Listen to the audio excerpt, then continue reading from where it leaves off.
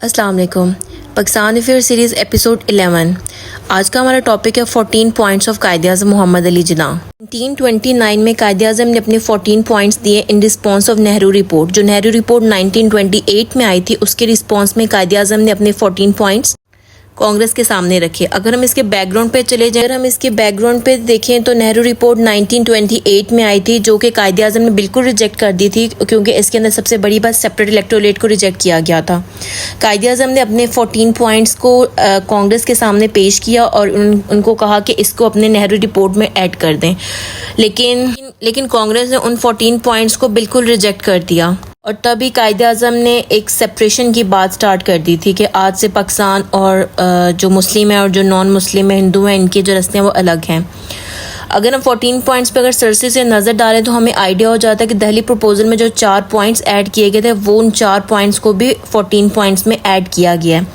अब किस तरीके से किया गया है वो हम 14 पॉइंट्स को देख लेते हैं। 14 पॉइंट्स में सबसे पहला पॉइंट हमारे पास federal type of constitution. Federal type of constitution की बात की गई, मतलब किसके पास पावर होगी। पावर में यहाँ पे हम रेजिडरी पावर और डिसीजन मेकिंग, मतलब इस तरीके की पावर जो होगी वो किसके पास होगी। अगर हम देखें तो हमें नेहरू रिपोर्ट में कहा गया था कि जो रेजिडरी पावर्स होंगी वो फेडरल गवर्नमेंट के पास होंगी, और जिन्ना ने अपना जो पॉइंट रखा था 14 पॉइंट्स में, उन्होंने कहा था कि प्रोविंसेस के पास भी होंगी, फेडरल गवर्नमेंट के पास भी होंगे और उसके साथ साथ प्रोविंसेस के पास भी कुछ पावर्स होंगी। अब अगर हम देखें कि कायदे आज़म ने ये डिमांड क्यों की थी उस टाइम पे, क्योंकि ब्रिटिश इंडिया में 2 हाउसेस थे, एक नेशनल असम्बली थी और एक सेनेट था। नेशनल असम्बली के 500 सीट्स थी और सेनेट में 200 सीट्स थी। कायदे आज़म ने सोचा कि अगर 500 में से 25% मुस्लिम और हिंदू जो है 65% है, असम्बली में इलेक्शन होंगे तो मेजॉरिटी जीतेगी और मेजॉरिटी हिंदुओं की है, और इस तरीके से हुकूमत भी हिंदुओं की आएगी, और इस तरह से मुसलमान जो है वो तबाह हो जाएंगे फेडरल गवर्नमेंट के अंडर आकर। इसलिए कायदे आज़म ने कहा कि प्रोविंसेस को अलग पावर मिले ताकि जहां मुस्लिम मेजॉरिटी है उनके पास उनके अकॉर्डिंग पावर हो। सेकंड पॉइंट जो कायदे आज़म ने अपने 14 पॉइंट्स में मेंशन किया, प्रोविजनल इंडिपेंडेंस। कायदे आज़म और नेहरू रिपोर्ट दोनों में प्रोविजनल इंडिपेंडेंस की बात की गई थी, मगर फ़र्क इन दोनों में क्या था।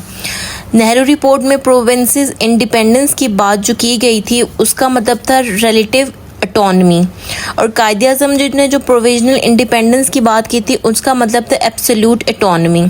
अब प्रोविजनल ऑटोनमी और एब्सोल्यूट ऑटोनमी में क्या फ़र्क है। अब रिलेटिव ऑटोनमी का मतलब है कि ब्रिटिश इंडिया में जितने प्रोविंसेस होंगे उन सब के पास यूनिफॉर्म ऑटोनमी उन सबको नहीं दी जाएगी, और एब्सोल्यूट ऑटोनमी में है कि हर प्रोविंस को एक जैसी पावर दी जाएगी। मतलब रिलेटिव ऑटोनमी में ये था कि प्रोविंसेस को एक जैसी पावर नहीं दी जाएगी, और एब्सोल्यूट ऑटोनमी में ये था कि हर प्रोविंस को जितने भी होंगे उन सबको एक जैसी पावर दी जाएगी।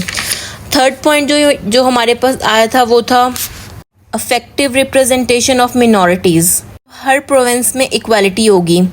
थर्ड पे था no link between religious and politics. Religious और पॉलिटिक्स का आपस में कोई लिंक नहीं होगा। Muslim representation in central legislator should not be less than 1/3। और उसके बाद जो मेन पॉइंट जो 14 पॉइंट्स में ऐड किया गया था जिसकी वजह से नेहरू रिपोर्ट को रिजेक्ट किया गया था वो था सेपरेट इलेक्टोरेट।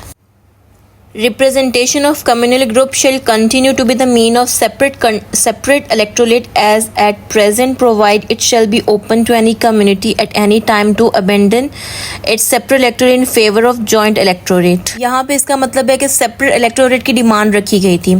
1892 में इलेक्टेड प्रोसेस स्टार्ट हुआ था। उसके बाद जो इलेक्शंस के बाद जो पर्सन नॉमिनेट हुए उनको सीट्स दी जाएंगी, और 1919 में नॉमिनेटेड इलेक्शंस हुए थे, सीट्स इंक्रीज हुई थी। 1928 में नेहरू ने कहा कि जॉइंट इलेक्टोरेट होंगे और जो भी बालिग बच्चे होंगे वो सब वोट कास्ट करेंगे।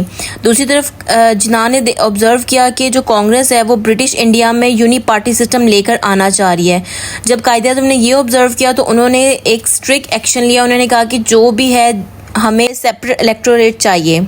इसके अलावा बाकी जो पॉइंट्स हैं उनके अंदर हमारे पास separate Sindh from Bombay, reforms in NWFP and Baluchistan, Muslim representation in ministries, share of Muslim in services, protection of provinces in majority, central constitution and agreement of provinces, और लास्ट में religious and culture production of Muslim. Question पूछा भी गया तो इसकी 2 से 3 dimensions बन सकती हैं। एक डायमेंशन जो डायरेक्ट है बिल्कुल कि कायदे आज़म के 14 पॉइंट्स क्यों दिए गए थे, क्या ज़रूरत पड़ी थी कि कायदे आज़म के 14 पॉइंट्स कायदे आज़म को अपने 14 पॉइंट्स देने पड़े।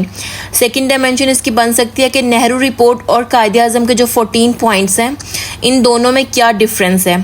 तो आपको जो जो पॉइंट्स दोनों में थे उनके अंदर क्या डिफरेंस है वो आपको मेंशन करना पड़ेगा। जिस तरीके से एक में रिलेटिव ऑटोनॉमी और दूसरे में एब्सोल्यूट ऑटोनॉमी की बात की गई, इस तरीके से आपको मेंशन करने पड़ेंगे। और थर्ड डायमेंशन बन सकती है कि कायदे आज़म के 14 पॉइंट्स का क्या इफ़ेक्ट हुआ था मुसलमानों के ऊपर और नॉन मुस्लिम के ऊपर, और ब्रिटिशर की तरफ से क्या इसके ऊपर रिस्पॉन्स आया था। तो ये 3 से 4 डायमेंशन इसके ऊपर इस क्वेश्चन की बन सकती हैं। मज़ीद कोई क्वेश्चन आप लोगों के माइंड में हो या कोई डायमेंशन आप लोगों के माइंड में इस टॉपिक से रिलेटेड हो तो आप लोग कमेंट सेक्शन में लिख दीजिएगा। हम लोग मज़ीद इसके ऊपर बात पार्ट 2 में कर लेंगे। बाकी दुआओं में याद रखिएगा। अल्लाह हाफ़िज़।